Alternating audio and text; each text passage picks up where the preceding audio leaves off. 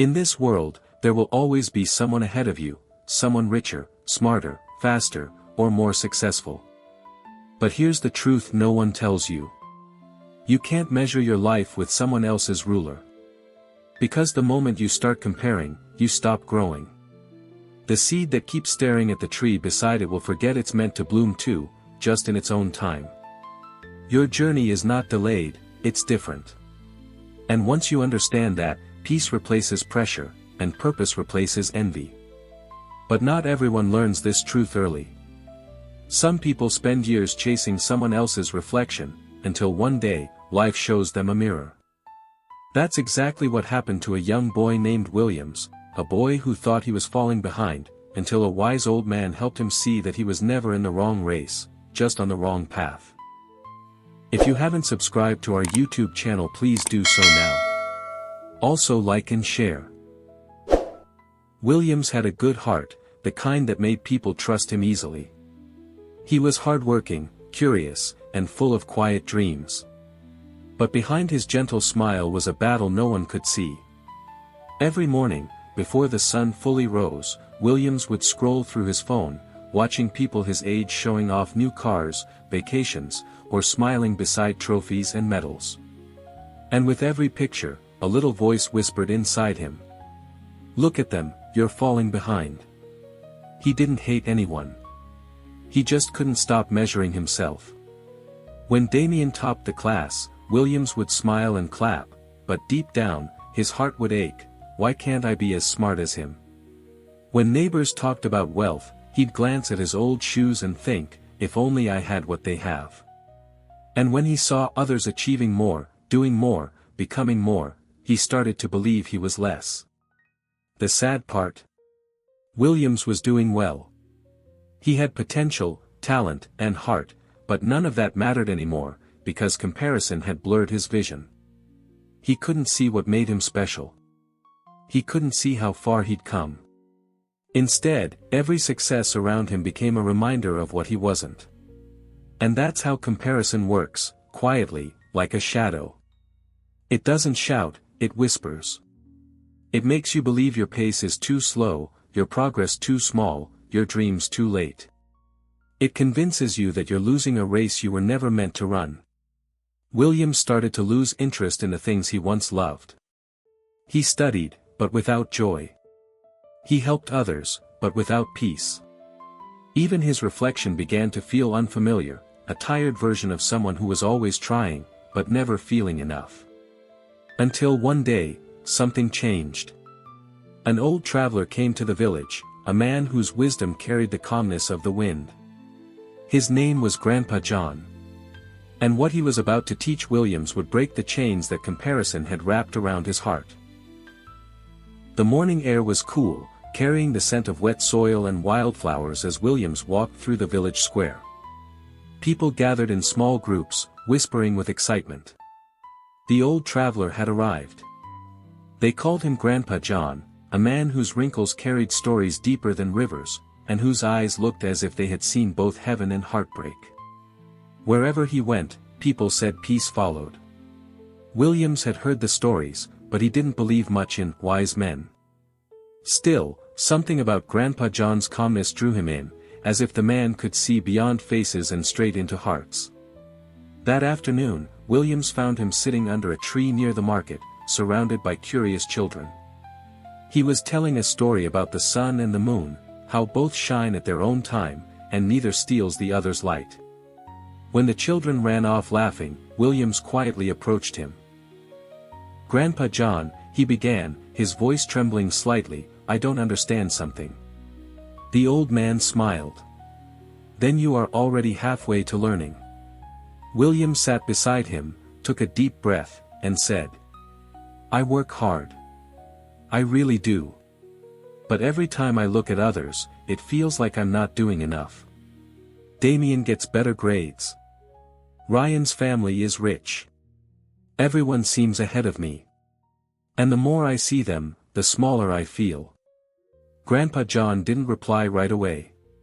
He looked at the distant hills, where the sunlight touched the trees like gold, and said softly, "Come to the old oak tree at sunrise tomorrow. Bring no one. Just yourself. Williams frowned slightly. The old oak tree. The old man nodded. If you come with an open heart, you'll find the answers you've been chasing for years. That night, Williams couldn't sleep. His thoughts kept circling around Grandpa John's words. He didn't know what to expect, maybe a lecture, maybe a strange riddle. But something inside him, a small, quiet voice, whispered, "Go." As dawn broke and the first light spilled over the horizon, Williams began walking toward the edge of the forest. The world was silent except for the soft rustle of leaves and the echo of his own footsteps. He didn't know it yet, but this morning would change everything. The morning sun was still soft when Williams reached the old oak tree, its massive roots coiled like the hands of time, its leaves whispering secrets to the wind. Grandpa John was already there, standing quietly, leaning on his walking stick. He turned and smiled when he saw Williams. "You came," he said. "I said I would," Williams replied, though curiosity flickered in his eyes. Grandpa John pointed to the world around them. "Before we speak, look around. Tell me what you see." Williams looked carefully, really looked.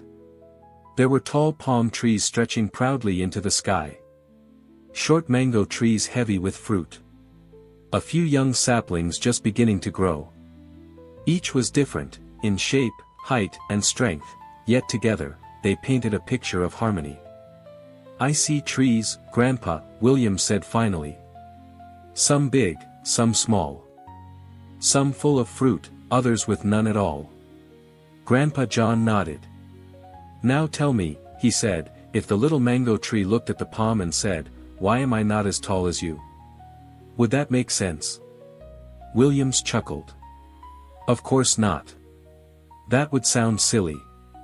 And what if the tall palm tree wished to grow fruits like the mango?" Grandpa John continued. Williams smiled. "That would be even sillier." Grandpa John's eyes softened. "Then why, my boy, do you do the same with your own life?" The smile slowly faded from William's face. His heart tightened. Grandpa John continued, his voice low and steady, "Every tree here has its own purpose.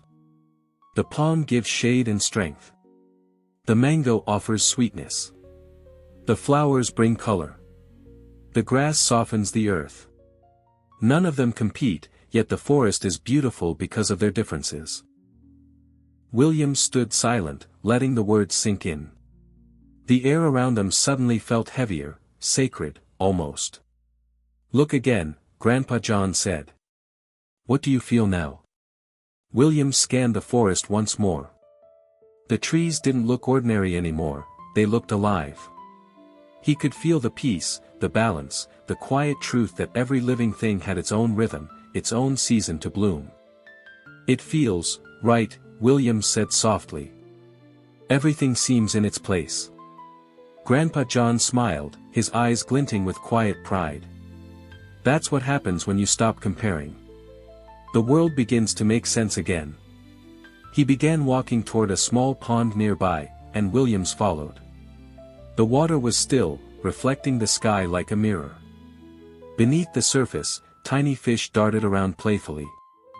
Above, a bird soared through the air, wings wide open, free. Grandpa John pointed. "Tell me, Williams, if that fish looked up and said, 'I wish I could fly like the bird,' would it ever be happy?" Williams shook his head. "No. Fish are made to swim. And if the bird wished to swim like the fish, it would drown," Williams answered. Grandpa John's smile deepened. "Exactly. They were both created for different paths, yet both fulfill their purpose perfectly. So why do you try to fly in someone else's sky when you were made to swim in your own ocean?" For a long time, neither spoke. Only the wind and water whispered between them. Something shifted inside Williams, not a loud realization, but a quiet awakening. For the first time, he didn't feel behind anyone. He just felt himself. That evening, Williams sat alone beneath the same old oak tree where Grandpa John had spoken to him earlier. The forest was quiet now, only the soft hum of crickets and the gentle breeze brushing through the leaves.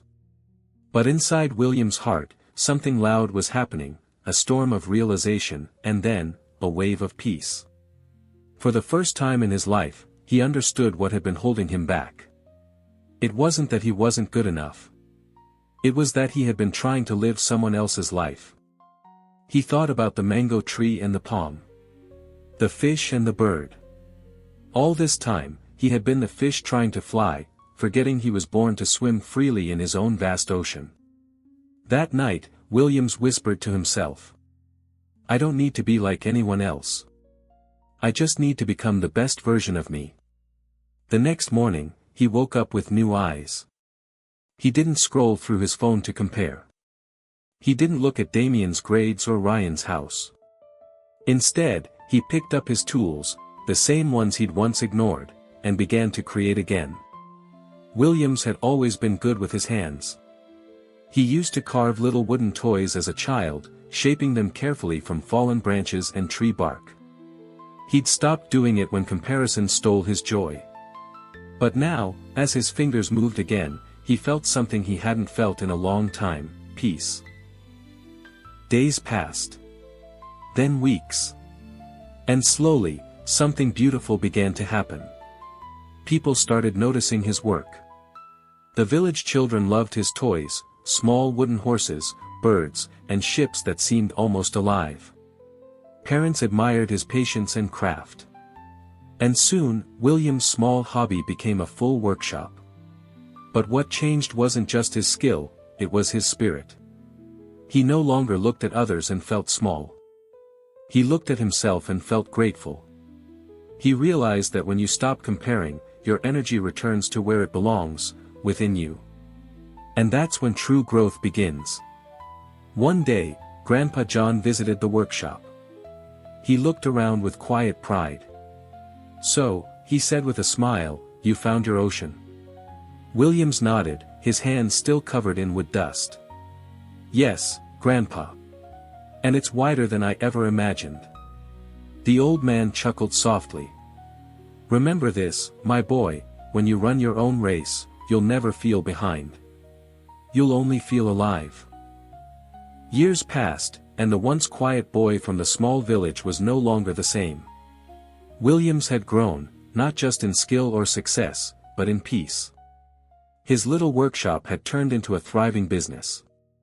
But more importantly, his heart had turned into a home, a place where gratitude lived and comparison no longer knocked. People came from faraway towns to see his work, but many came for something deeper, to ask for advice, for hope, for understanding.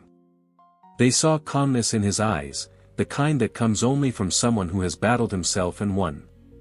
One afternoon, as the golden light of sunset poured through the workshop window, a young man entered. He looked tired, the same kind of tired Williams once carried.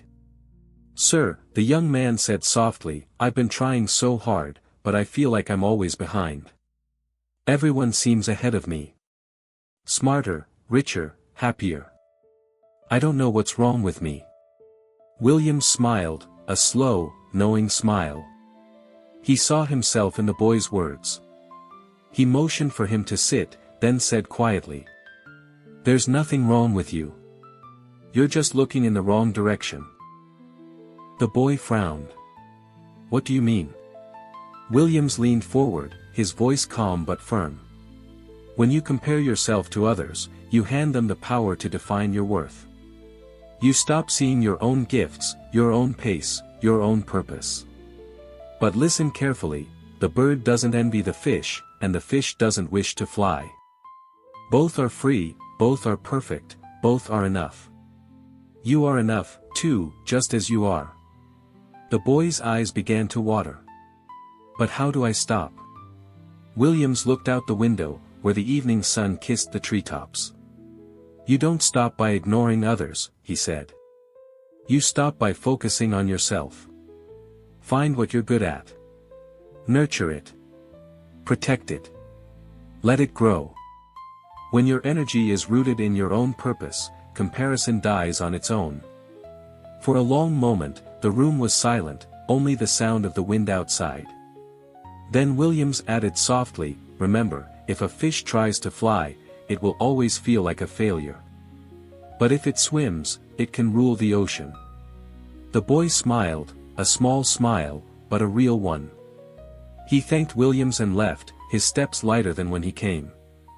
As the door closed, William sat back and whispered to himself.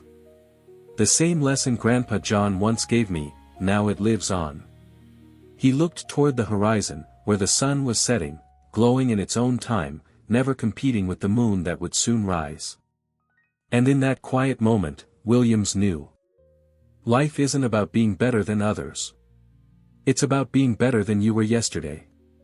Because the sun and the moon don't compare, they shine when it's their time. And so do we. In a world that constantly tells you to be more successful, more beautiful, more like them, remember this. You were never meant to be a copy. You are a one-of-a-kind masterpiece in progress. Stop chasing timelines that aren't yours. Stop shrinking just because someone else is shining. The stars don't compete with the sunrise, they both light the world in their own way. So breathe. Grow. And walk your path with peace in your heart. Because when you stop comparing, you stop running someone else's race. And finally start living your own. If you enjoy this story, please like, share and comment. And subscribe for more inspiring and motivating videos.